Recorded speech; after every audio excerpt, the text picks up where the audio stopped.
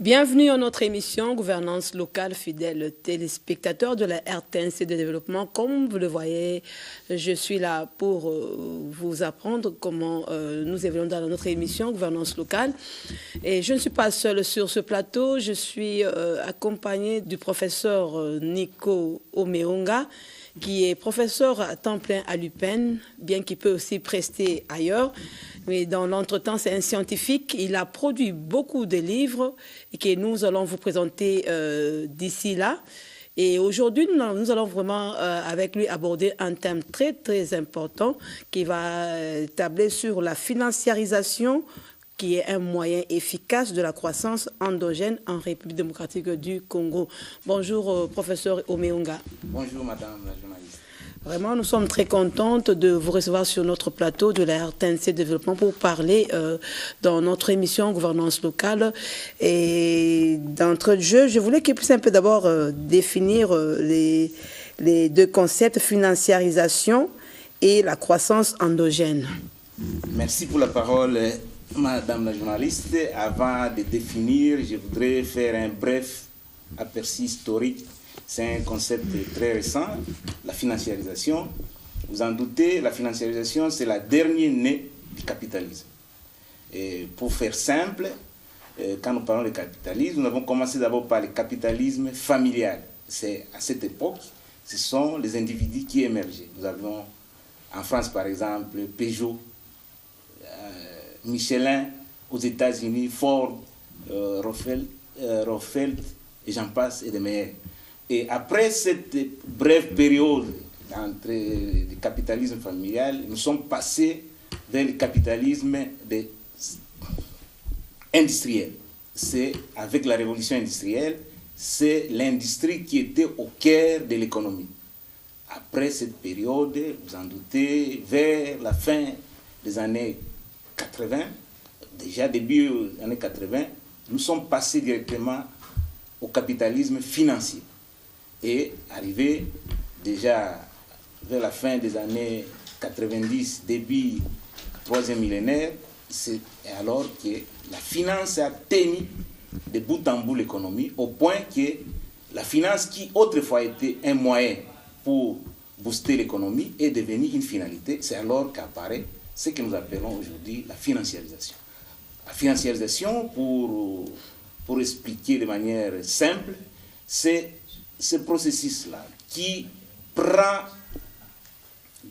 de bout en bout l'économie, de manière à ce qu'aujourd'hui, l'économie est mesurée par rapport aux actifs financiers. C'est-à-dire, comme vous savez, dans tous les pays du monde, nous avons deux types d'économies. Nous avons l'économie réelle, représentée par les investissements réels, les bâtiments, les infrastructures, tout ce que vous en savez, les machines. Mais à côté de l'économie réelle, nous avons l'économie des marchés financiers, que d'autres qualifient d'économie financière ou l'économie spéculative. C'est là où apparaît la financiarisation. Donc, la financiarisation, si nous prenons les concepts, l'agrégat le plus pertinent en économie, les PIB, on peut dire que la part importante des PIB est constituée par les actifs financiers ou les marchés financiers. C'est alors que nous parlons de la financiarisation qui demeure aujourd'hui comme un moyen pertinent pour financer l'économie. Parce que, vous savez, dans l'État, on disait qu'il n'y a pas de crédit sans économie. Il n'y a pas d'économie sans crédit. C'est-à-dire qu'on avait une économie d'endettement. Il fallait être financé par des systèmes classiques, par des banques. Mais aujourd'hui, on peut ne pas passer par des banques, on va passer directement sur les marchés financiers, sur les marchés boursiers. C'est là où, alors, que nous parlons de la financiarisation, qui, comme je l'ai dit, peut être un élément ou un moyen indispensable pour booster la croissance endogène. Pourquoi la croissance endogène? Ça aussi, c'est un concept qui peut paraître nouveau. Ce concept, comme vous le savez, François Pérou qualifie la croissance comme l'augmentation soutenue d'un indicateur économique, PIB, à prix constant au réel, pendant une longue période. C'est à ce titre-là qu'on peut parler de la croissance, parce que la croissance est différente de l'expansion. L'expansion peut se faire une augmentation spontanée pour une courte période. Mais on a connu cette croissance pour la première fois une croissance qu'on a qualifiée de 30 glorieuses. Au lendemain de la Deuxième Guerre mondiale, nous avons connu une période de 30 années de succès économique, ce qu'on a qualifié de 30 glorieuses.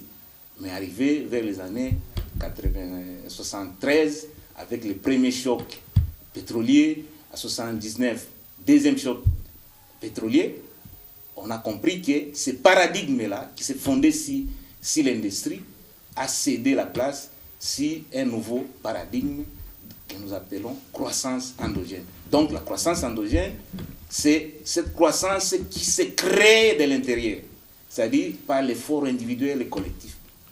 Et il est assis sur 3 éléments. Il a un trépied. Premier élément, la croissance. Quand on parle de la croissance, c'est quand il y a existence des rendements croissants. Parce qu'avec les classiques, autrefois, ils disaient que chaque fois qu'on augmente un des facteurs classiques de production, les rendements n'étaient pas proportionnels à l'augmentation. C'est qu'on parlait de rendement de croissance.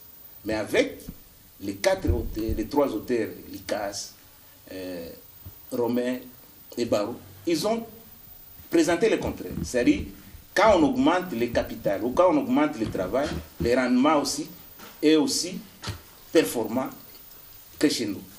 Ça, c'est le premier élément. Deuxième élément, c'est l'existence des externalités positives. C'est quoi l'externalité positive? C'est-à-dire, c'est quand un agent économique, l'action d'un agent économique qui peut avoir des répercussions positives ou des conséquences sur d'autres agents. Par exemple, nous sommes ici pour que nous ayons des émissions de qualité comme celle-ci. Il suffit qu'il y ait une bonne formation, une bonne éducation des journalistes que vous êtes. Cela aura une répercussion sur la qualité de l'émission, sur la qualité des grilles de programme. Vous voyez que l'éducation a une répercussion directe sur la qualité des émissions. Pareil, si on forme bien les étudiants, vous m'avez présenté comme enseignant, nous aurons des ouvriers qualifiés, des cadres qualifiés qui peuvent avoir un rendement performant. Donc, l'existence des externalités positives. Et le dernier pilier, celui-là le plus important, c'est le rôle important de l'État. Donc, l'État, le nôtre, jusqu'ici malheureusement, est encore un État rentier, un État gestionnaire. Il faut qu'il quitte d'un État rentier, un État gestionnaire, pour devenir un État stratège, un État manager, un État qui participe à la création des richesses de sa population. Merci beaucoup, professeur. Nous avons ici à RDC, nous avons vraiment une économie qui pose problème. Et comment est-ce qu'on peut booster ça ici en RDC? Quelles sont les stratégies qu'on peut mettre en place pour booster l'économie congolaise? 3 choses. La première chose, notre économie, comme vous l'avez dit, j'ai toujours qualifié, c'est une économie qui est caractérisée ce que j'appelle la ruralité économique. C'est une économie de cueillette, de ramassage et de rente. C'est-à-dire, nous cueillons les mines et nous les exportons à l'État. Donc, ça n'a pas d'impact, un effet d'entraînement sur l'environnement économique. Ceux qui en tirent profit, malheureusement, ce sont les exportateurs qui traitent nos minéraux à l'extérieur. Donc, il faut rompre avec ce secteur exclusivement primaire et passer au secteur secondaire, le secteur de la transformation. Parce qu'aujourd'hui, la richesse est mesurée par rapport à la valeur ajoutée. Pour qu'il y ait valeur ajoutée, il faut qu'il y ait transformation des matières premières en produits finis. Et troisième élément, il faut que ces produits finis circulent. Nous avons un marché important de 100 millions de Congolais. Si on arrive à commercialiser des produits manufacturés, maintenant on peut exporter. Mais nous, qu'est-ce que nous avons? Nous sommes une économie totalement extravertie. Nous tirons primaire, secondaire. Encore, il faut ajouter, nous ne devons pas rester seulement avec les 4 secteurs, les 3 secteurs classiques. Maintenant, on parle de 4 secteurs classiques. Les secteurs primaires, l'agriculture, l'élevage, l'exploitation des mines. Les secteurs secondaires, l'industrie, la transformation, la manufacture. Les secteurs tertiaires, l'échange et le commerce des produits qui ont été conditionnés, fabriqués. Et les 4e secteur, les récents, c'est les secteurs que nous appelons l'économie numérique. Aujourd'hui, vous en doutez, quand il y a eu Covid, avec tous ces effets pervers, mais il y a 4 industries qui ont tenu debout, ce qu'on appelle GAFA. Google, Apple, Facebook et Amazon. Voilà, ce sont les industries qu'on appelle de l'économie numérique, l'économie du savoir, l'économie immatérielle. Mais nous ici, je n'ose pas parler de l'économie immatérielle parce que déjà, l'accès, il n'y a que 15 Congolais qui ont accès à l'Internet. Donc, il y a trop d'analphabètes numériques, donc ça ne permet pas à ce que nous parlions à ce stade de l'économie numérique. Mais au moins, on a la possibilité au moins de parler de secteur secondaire. Mais pourquoi on n'y arrive pas? Pourquoi nous avons 80% de nos activités économiques sont tenues par l'informel? C'est parce qu'il y a un déficit de financement. Vous en doutez? Les crédits accordés à l'économie, c'est 5% seulement. Les crédits, c'est-à-dire 2,5 milliards de richesses créées là qui sont consacrées à l'investissement. Donc on ne peut pas. Or, pourquoi il n'y a pas ça? C'est parce que les jeunes que nous formons, les cadres universitaires, n'accèdent pas au crédit. N'accèdent pas parce qu'il y a beaucoup de conditionnalités pour bénéficier non seulement du crédit auprès des banques, mais c'est assorti de beaucoup de conditionnalités. Il faut présenter, par exemple, des hypothèques et tout ça. Un jeune étudiant qui sort de l'université, il n'a rien. Donc, il faut, c'est pourquoi ça fait 10 ans, je plaide pour les marchés, on les dira, les marchés financiers ou les marchés boursiers, qui permet à ce que les jeunes gens qui viennent de l'université, ils peuvent se mettre à 2 à 3 et créer une entreprise ou créer une start-up et ça peut booster l'économie et on aura, parce que la croissance est d'essence endogène. La croissance doit être créée à l'intérieur du pays par l'effort collectif et individuel de chaque Congolais. Mais tant que nous continuons toujours à avoir la main tendue sur l'extérieur, nous ne sortirons pas de l'auberge. Professeur, merci vraiment pour tous ces éclaircissements. L'économie congolaise, elle est tenue par les expatriés. Et c'est depuis 1991 qu'il y a eu des pillages. Vous savez, les Belges avaient construit vraiment des usines vraiment qui pouvaient permettre à booster l'économie congolaise. Mais tout cela a été pillé. Aujourd'hui, le pays est incapable. Et maintenant, ce sont les expatriés qui nous prennent maintenant en otage. Quelle est la voie de sortie? Donc, ce n'est pas pour excuser les dirigeants de l'époque. On parlait de pillage, ça fait 20 ans que c'est à Ilié. Pendant 20 ans, ça constitue 5 régimes ou 5 mandats aux États-Unis. Donc, comment ceux qui sont venus après les pillages n'ont pas pu booster l'économie? C'est vrai, cette attitude, ce bradage à grande échelle a découragé certains expatriés de venir investir parce que, comme on l'a dit, le climat des affaires participe à la création aussi des entreprises. Or, le climat des affaires, c'est entre autres la paix et la sécurité. Mais nous sommes un pays, malheureusement, qui n'arrive pas à assurer le climat des affaires. Et si on va les doing business, nous sommes toujours à la traîne. Donc, il faudrait... C'est pourquoi j'ai toujours dit qu'on a besoin plus d'un leadership. Parce qu'il y a une différence entre leadership et leadership. Leadership, c'est l'ascension d'un individu au détriment des autres. Mais le leadership, c'est-à-dire, c'est l'ascension de tous les groupes. C'est-à-dire, c'est celui qui incarne ce leadership, c'est un leadership transformationnel. Il tire tout le monde pour les élever. Donc, à ce jour, nous continuons à être, comme je l'ai dit, un État rentier. Un État gestionnaire. Nous nous comportons comme si on était au village, ou à l'époque médiévale, où on vivait de la cueillette et des ramassages. Nous attendons seulement la cueillette des mines, oui, la cueillette des bois, et nous exportons à l'État, alors que nous avons la faculté de transformer. Est-ce qu'il y a cette possibilité de transformer nos minerais, d'autant plus qu'on n'a même pas des usines? À l'époque, c'était la GECAMINE.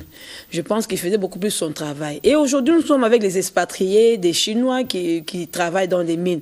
Mais il n'y a pas la rentabilité, mais c'est transformé ici au Congo, ou bien ils font transformer ça ailleurs? Non, les minerais ne sont pas transformés. Je dis que nous, pourquoi nous disons que nous sommes une économie extravertie?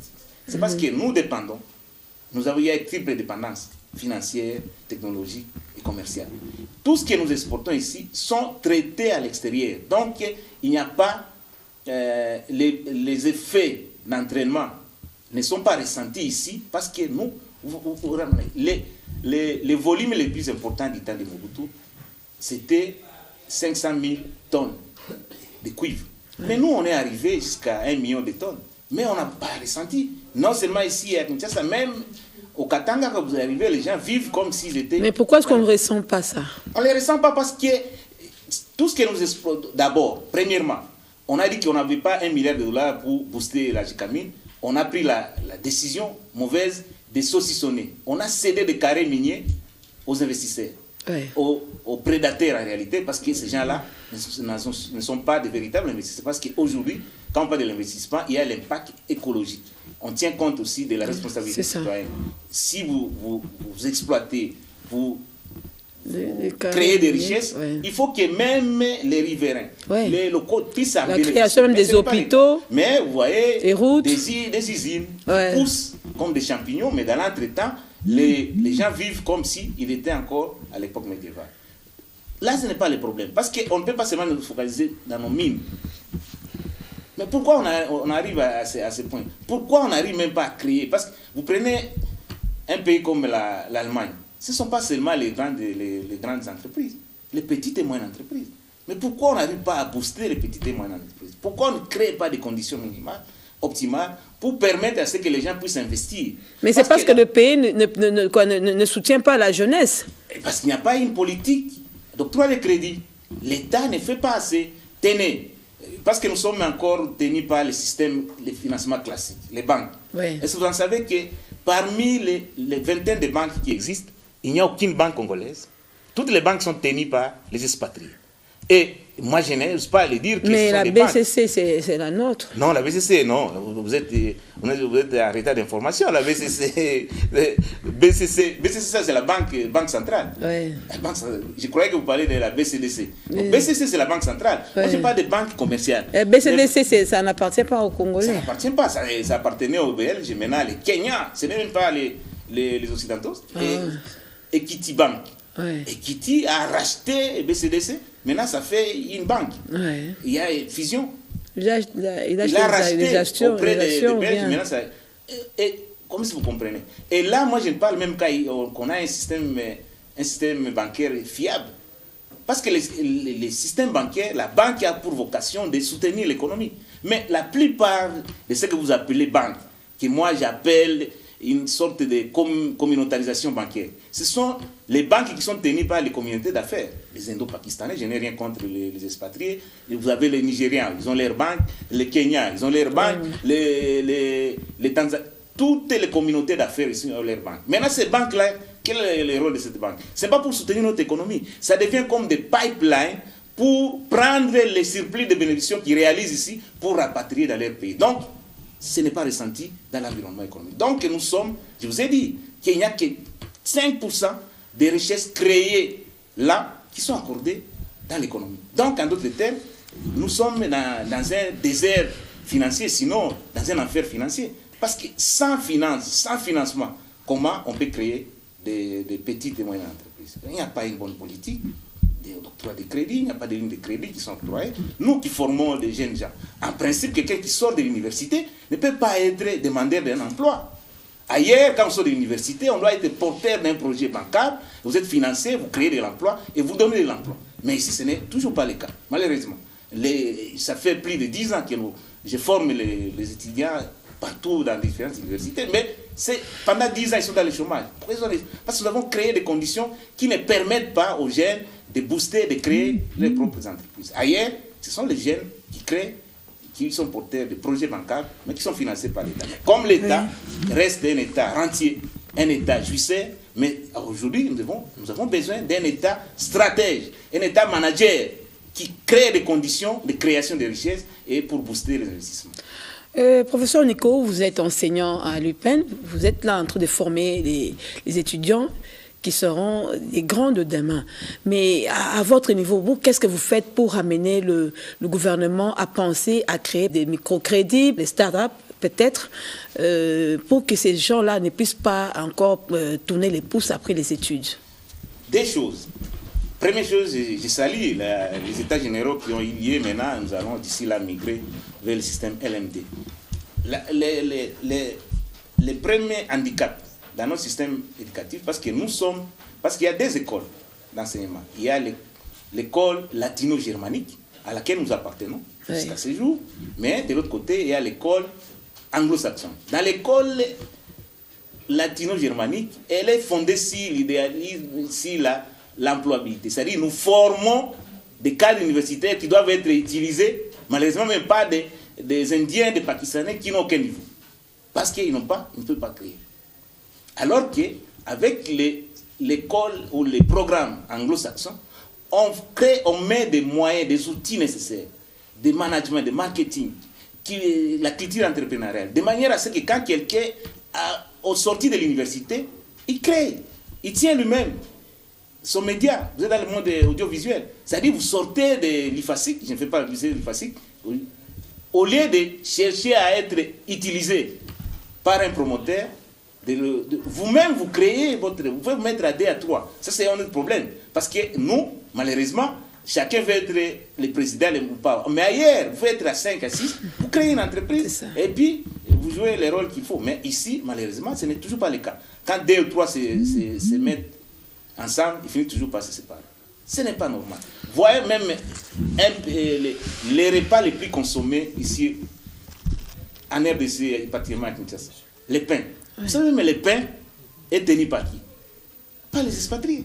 Je n'ai rien contre moi, je suis patriote, je ne suis pas xénophobe. Mais ça, même ça, est-ce que l'État ne peut pas mettre des conditions, donner des crédits à des gens pour faire la pâtisserie, pour faire la petite boulangerie? Ça aussi, ça demande encore la réforme des lois pour qu'on crée ces conditions. Parce Vraiment. Que la loi, si la sous-traitance a été votée, mais combien de projets qui sont pilotés par l'État, mais qui sont confiés aux expatriés?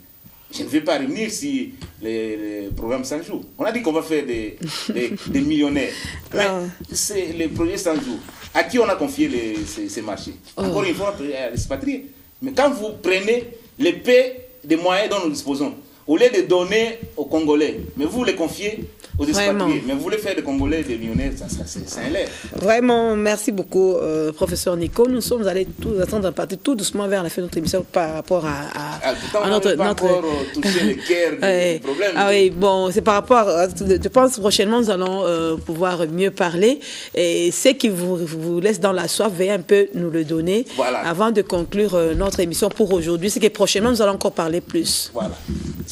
Comme il s'agit de la financiarisation, je voulais seulement rappeler aux gens, quand il y a financiarisation, la financiarisation, si, comme moi j'ai fait les mathématiques, je suis économiste, mais à l'humanité, je symbolise la financiarisation par 4D plus D. Premier D, c'est la désintermédiation. C'est-à-dire, avec la financiarisation, les gens, les entreprises peuvent accéder au marché financier pour bénéficier des crédits sans passer par les banques. Parce qu'à l'époque, c'est toujours l'intermédiation bancaire. Maintenant, avec la financiarisation, parce qu'il y a un marché financier, on peut ne pas passer par les banques pour accéder au crédit. Ça, c'est le premier D. Deuxième D, la déréglementation. La déréglementation, c'est la suppression des contrôles d'échange.